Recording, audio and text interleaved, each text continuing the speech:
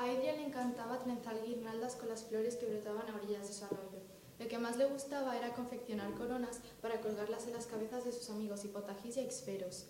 Hipo era una cría de centauro con torso de niño y cuerpo de caballo. Su pelaje era negro como el azabache y era suave como una brisa de noche de luna llena. Aix, en cambio, encarnaba un travieso fauno, con torso de chiquillo y patas de macho cabrío.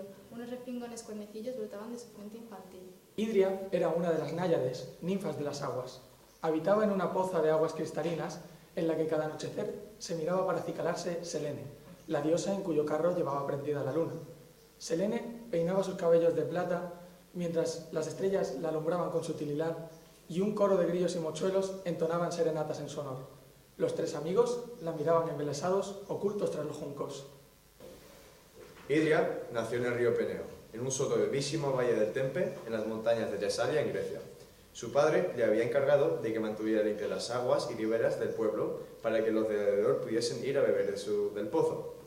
Al atardecer, Hipotagis y Aixferos bajaban y diaban miles de travesuras.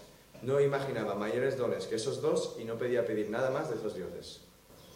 En la noche de plenilunio acudían a un claro del bosque, donde, junto al altar sagrado de Artemis, todos aquellos seres que poblaban los sueños de los humanos festejaban a la luna llena. Los alegres faunos hacían sonar sus grandes flautas de pan y caramillos.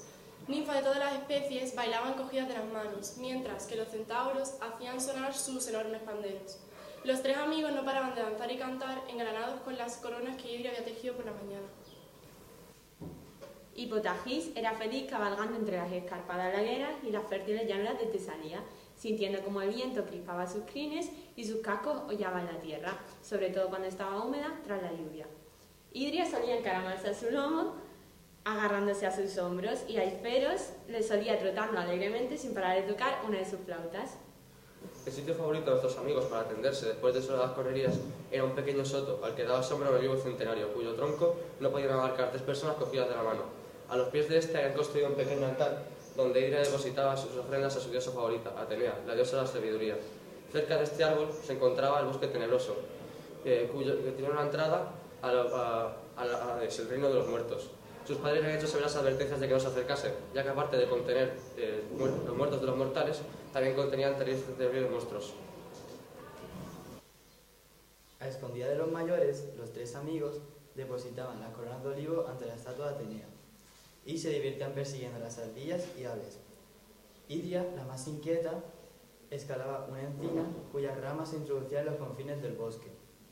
Hipotagis, presa de los nervios, arañaba en la tierra con sus pezuñas y le decía a su amiga que se bajara. Aix, ajeno a los nervios de su amigo, se divertía viendo las travesuras de la ninfa y las acompañaba con una melodía. Un día Idria estaba enfadada, muy enfadada. Su padre le había reñido por dejar que unas ovejas ensuciaran el manantial de los tiros, mientras que ella se fue a jugar con Aixferos. Se marchó enfurruñada y se fue a refugiar a los pies del altar de Atenea, llorando desconsoladamente. Aixferos intentaba consolarla con sus cabiolas. Hipo trotaba a su vera consiguiendo calmándola. Odio a los mayores, dice llorosa. Nunca nos dejan hacer nada divertido. Siempre nos obligan a hacer cosas aburridas y nos prohíben a vivir lo emocionante, ¿verdad? Pero ¿sabéis lo que os digo? Que ya estoy más que harta y que me voy al bosque tenebroso para adentrarme en las cuevas del infierno. Quien quiera que me siga y quien no, que se quede llorando agarrada a las espaldas de su mamá. Dijo, y sin mirar atrás se adentró en la umbría arboleda. Aix, tras pensar unos instantes, baló divertido y siguió a la ninfa hacia las profundidades del bosque. Hipotagis, mucho más prudente, les llamaba a gritos para que volvieran, pero visto que no le hacían caso, no tuvo más remedio que adentrarse él también en su búsqueda. Para protegerlo, se decía a sí mismo, aunque en realidad estaba muerto de miedo. El centauro los alcanzó junto a un enorme roble muerto, donde las brujas hacían sus ofrendas a Hécate, su diosa protectora. La luz del sol apenas lograba atravesar la fronda de hojas y ramas. A la vera del camino se encontraron con un pantano de aguas muertas, que apestaba de huevos podridos y donde se podían ver rostros de seres atormentados.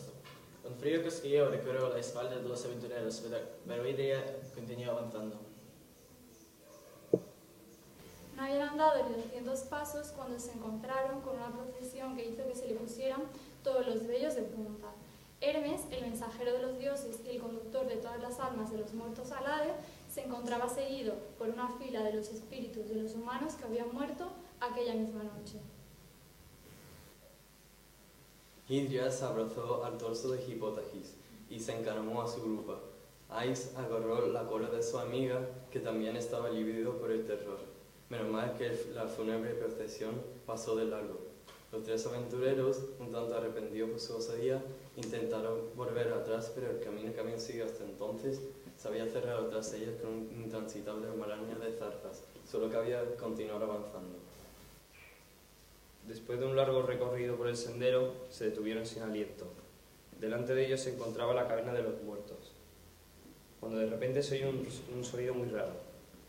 Era el dios de la guerra, Ares, que estaba sosteniendo a los demonios Deimo y Fobo con una cadena. Estos se encargaban de sembrar la soledad y el terror en las guerras de los mortales. Hipotagís, junto a sus dos amigos, huyó hacia dentro de la cueva después de echar un hechizo al dios. Pero el panorama que se les presentó no era mucho mejor que en el exterior. A ambos lados del corredor se encontraban las guaridas de seres monstruosos como Eris la Ciñera, Thanatos, la Muerte, las Lamas Chupasangres. Todas ellas aullaban excitadas por la presencia de tres seres vivos en un mundo completamente reservado para los muertos. Ni un ápice de terror cabía ya en el alma de nuestros amigos. Sin pensarlo, Aix se puso a tocar su flauta de pan. Las primeras notas salieron vacilantes y entrecortadas, más poco una dulcísima melodía llenó aquellas profundidades de un gratificante soplo de vida y aire puro. Inexplicablemente las fieras cesaron sus aullidos y se dejaron llevar por la música. El centauro continuó penetrando en las profundidades de la caverna. Al poco un río de fuego les cerró el paso y sus llamas amenazaban con abrasarlos. Idria desmontó de un salto y tras golpear el suelo con un pie hizo brotar un arroyo de aguas heladas que acabó por conjurar el peligro de la lava. Se detuvieron bruscamente porque habían llegado a las orillas de la laguna Estigia, cuyas aguas solo podían ser atravesadas a bordo de una barca conducida por el espectral Caronte. A un centenar de pasos observaron el muelle, donde las almas de los que habían muerto y habían sido convenientemente incinerados o enterrados subían a la barca tras pagar al patrón 2 euros. Los que no habían sido sepultados no podían subir a la embarcación y se lamentaban implorando compasión, porque no querían permanecer entre los vivos como fantasmas. Mientras los tres pensaban sobre lo que harían a continuación, vieron salir de las lagunas muertas a Cerbero, el perro guardián de aquellos lugares. Su tamaño era aterrador y tenía el tamaño de 2 hombres, uno encima de otro. Tenía 3 cabezas y la que más miedo daba era la de la derecha, porque se limitaba a dar fuertes gruñidos, mientras que las otras 2 gruñían amenazando. Estaban atrapados entre la laguna y Cerbero. Mas Hipotagís, tras escabalgar a Idria, que abrazó temblorosa al centauro, avanzó pronunciando palabras tranquilizadoras hacia el monstruo. Este observaba gruñendo al centauro, que se aproximó con suma cautela a la cabeza diestra y sacó un ungüento de su moral con el que untó el pómulo. Hipo era el hijo del centauro Quirón, y con él había aprendido las artes de la medicina. Al darse cuenta de que Cerbero casi enloquecía por el dolor causado por una herida de su cabeza derecha, se acercó a la bestia para cuidarlo con sus remedios. Las 2 cabezas restantes, al darse cuenta de que su hermana no devoraba al sanador, sino que lo miraba aliviada, cesaron en sus gruñidos y se pusieron a lavarle las manos al sanador. Aix e Idria se acercaron a la bestia, aunque un tanto cautolosos todavía. Cuando todos los peligros parecían haberse conjurado, un nuevo contratiempo se abalanzó sobre ellos. Caronte se les acercó colérico por osar profanar en vida el reino de los muertos. Cerbero intentó defenderlo, pero una mirada del barquero fría como la mismísima muerte, lo asustó y se retiró a un rincón gañendo. Una mano descarnada salió de entre las mangas que cubría el esqueleto y cernió sobre nuestros amigos, dispuestos a darle un golpe mortal con su guadaña. Los 3 aguardaban con una mirada al fin. Pero una enorme lechuza se interpuso entre Corantes y sus víctimas. El fantasma se detuvo asustado ante la aparición de esta, y al mirar hacia donde ésta había llegado, observó cómo se le venía encima una figura impresionante, de una mujer armada con coraza y casco, que tenía una lanza dirigida hacia él. El barquero se hincó de hinojos al reconocer a Palas Ateneas, la diosa de la guerra, que con gesto autoritario le ordenó a que volviera al embarcadero. Idria respiró aliviada al verse socorrida por su diosa predilecta, pero de repente se puso a temblar. cuando vio que Atenea le miraba con sus glaucos ojos llenos de reprobación.